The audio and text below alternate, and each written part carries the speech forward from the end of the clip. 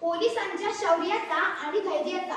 पण लोकांना कधी विचार केलाय का वर्दीच्या मागे लपलेल्या त्या माणसाचा? काय जबरदस्त मिरवणूक आहे, चला आपण नाचूया. अरे पण ही गर्दी बघितलीस का?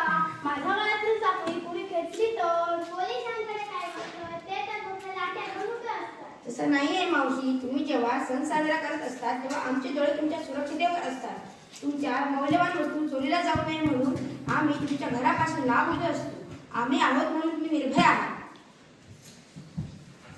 अरे सगळ्यांनी बेगीन या. काका मावशी मावशांनो ये मो काय करतात? अरे पण काका, ओ ह्यो बघा मोबाईलवर कसले मेसेज टाकतात ते. आणि रात्री 10 वाजता ना नाट्य चोरी जातली. हो थांबा, दे बघ मी तुम्ही वाचते. हा मेसेज अफवा असू शकतो.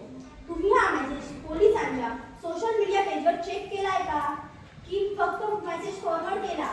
अगदी बरोबर. लोक हो, अफवा ही गुन्ह्यापेक्षा मोठी असते.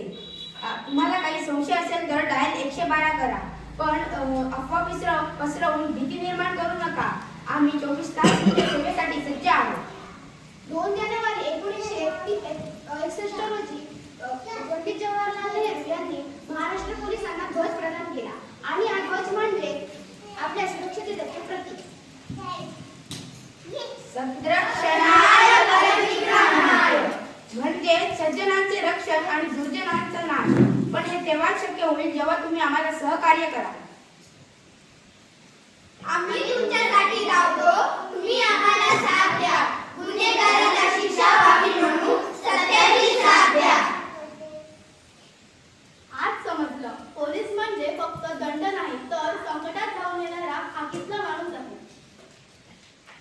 पोलीस रायडिंग डेच्या निमित्ताने आम्ही शपथ घेतो की पोलीस रायडिंग डेच्या निमित्ताने आम्ही शपथ घेतो की आम्ही कायद्यांचे पालन करू.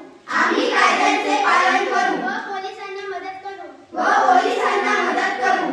वर्दीचा मान राखूया, समाजाला सुरक्षित ठेवूया. वर्दीचा मान राखूया, समाजाला सुरक्षित ठेवूया.